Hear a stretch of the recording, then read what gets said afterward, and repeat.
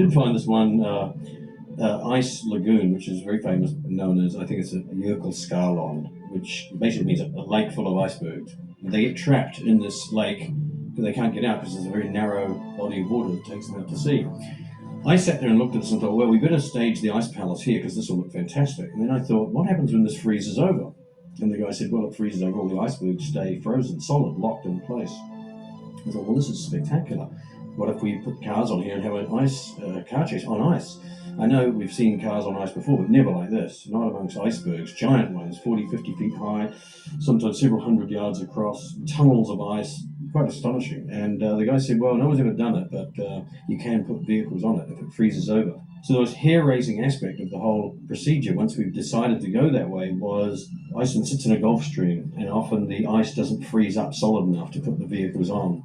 We've had some trouble with Iceland. When we went there before Christmas, it was freezing nicely. But over Christmas, we had a thaw. Very warm, rainy weather came in. So Iceland's thawed out. It's maybe one of the few years where the lagoon does not freeze. We're looking at alternatives. We've been up to some places in Scandinavia. We might also go to Alaska. That's another possibility. Alaska's not confirmed at this time because it's expensive and we don't officially have the permit and we don't have work permits for the crew. Hi, yeah, Kenny? Because of the time pressure, whether we go to Alaska or Iceland, we are now going to have to fly the equipment wherever we go. We can't take anything by ship at the moment. Iceland is not cancelled, but currently the ice is not thick enough. And the chances are, although it's freezing, it's possibly 8 or 9 inches thick, but we need 24 inches. And the chances of that happening in the next week or two is unlikely. We're keeping our fingers crossed. The option to go to Alaska is obviously going full steam ahead as if we are going to go to Alaska. But nothing has been decided yet. I think the middle of next week will be the cut-off time when we have to make that decision.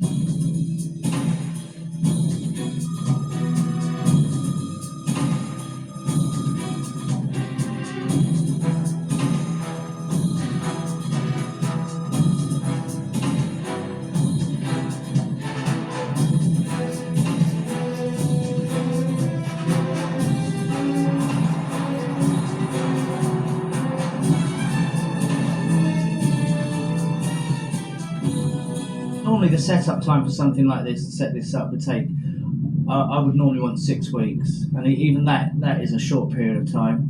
But because we changed course, went to Alaska and then came back, I was only left with 2 weeks, so it was a bit of a scramble to get this ready. You know, we had trucks and things to bring over, and on the trip over we lost the wardrobe bus, sort of something like 18 tons worth of wardrobe bus got blown off the road. You know, with gusting winds up to 180 miles an hour, snowstorms.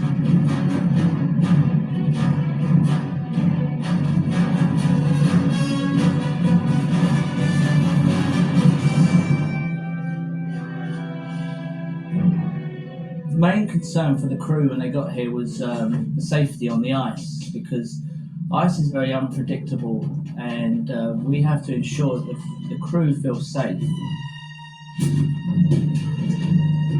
200 people is a lot of weight, and of course all the gear as well. So our biggest issue is making sure we're spread out, that we don't have everybody bunched together in one place, and so therefore putting too much pressure on the ice in one particular area.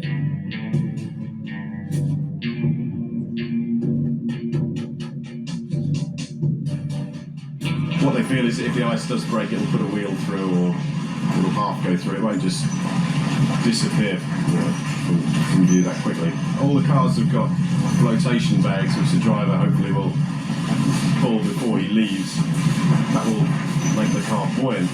It'll still be submerged, but it allows us to recover the vehicle. We have to test it, so whenever we have a location given to us, we try and get ahead of everybody else, drill some holes. So for example, this morning they wanted to put a camera position near an iceberg. We send somebody in, they drill a test hole to find out that the ice is thick enough. As long as it's within our parameters, we're happy for people to work there.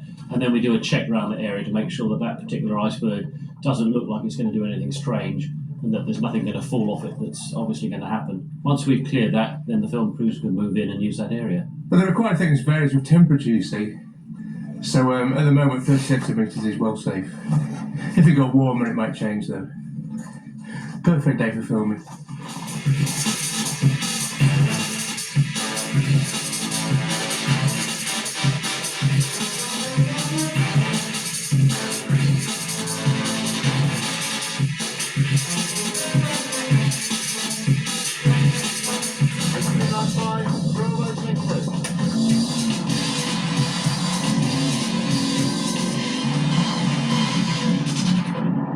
our heated workshop, we're barely above freezing. As you saw, the icicles are still frozen on the cars. Out there, we're getting wind chills of minus 22 to 25. You really can't show any skin at all. You've got to cover up and bear it. We've had batteries freezing. That's the first thing. The batteries just don't like it. We have to try and keep them warm. We've had the gearboxes first thing in the morning when they're really cold after a night at minus 15 or whatever it is up here. Very sluggish to get warm. When there is snow on the ice, it accumulates around axles and things, and the cars start getting sluggish. We have to bring them in, thaw out all of the ice around the axles and drive shafts.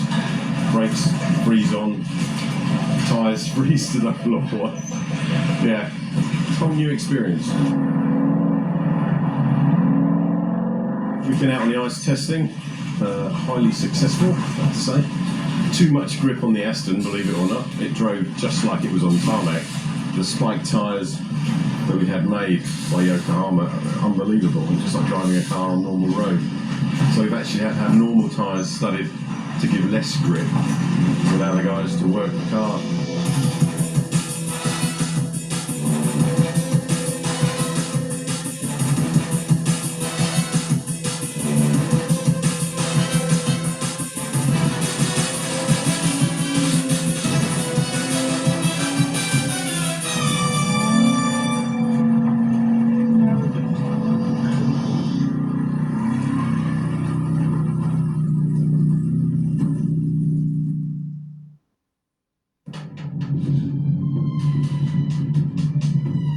Today is pretty dramatic actually. It's quite eerie walking around on a lake, you know, it's 1,000 feet deep where we're standing, and we're walking on top of it and there's slushy water on the ice, so you know, there's an inch of water in a lot of places, so you can't help but feeling the thickness of the ice is starting to deteriorate.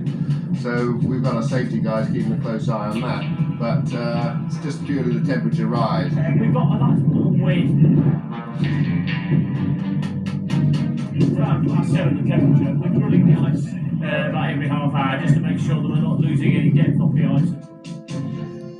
The dragster's getting ready to come onto the ice, and that will join us there as well. Start Okay. with 2 cars there then, Frank. Yeah, it's only one car, but there's another car coming onto the ice right there as well.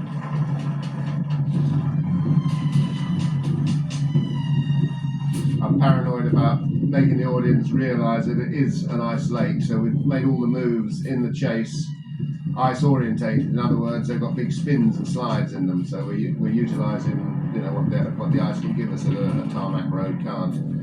So we've got, you know, a couple of 180-degree turns in it, lots of broad power slides sideways, and again we've had all these cars built by the special effects have done an incredible job. They built them all four-wheel drive purely for this, so we've done some fantastic big long power slides with them and things like that. And we've got a helicopter here with the West Cam on, so we've had the chance to do some great aerial coverage of it as well. I think the ballet aspect of it all looks so great from the air, and you get a whole different view of it. The two drivers, Ray Dahan and George Cotter, are absolutely brilliant. I'm so impressed with them. We did a shot yesterday where Ray Dahan had to rear end the Jag, but obviously there's, you know, a few £100,000 into each of these cars. We don't want to write them off. We still have to get the shot for the movie. So it's a very, very precision tap that Ray had to give George on the rear quarter. So we had to nudge him, we had to have a contact, and his precision in hitting him and then backing off and letting George spin away was absolutely fantastic. But the thing they have to watch with on the ice, it's great getting the slides and everything else, but if you do happen to dig into some of this snow, you could flip, you know, and suddenly get traction, start sliding sideways, and then you get one of these pressure ridges, which some of them can be 3 or 4 inches high, so it's like sliding sideways into a curb. It could flip you, or certainly damage the car pretty severely, but it's so easy just to overcook it and just spin out. As it turned out, we were blessed with just an unusually low temperatures that froze the ice just enough The guys are up there at the moment shooting fantastic stuff, unbelievable stuff. I've never seen anything like it. Just racing cars at top speed, backwards, upside down, firing rockets, and amongst the most spectacular terrain. Something about this stuff I've never seen before, and I've become far more enamored of it. And it's not fair to say so, but sometimes you watch second unit stuff and it can become a bit, it's just you watch everything. The second unit, the action units print everything, so you watch the same stuff over and over and over.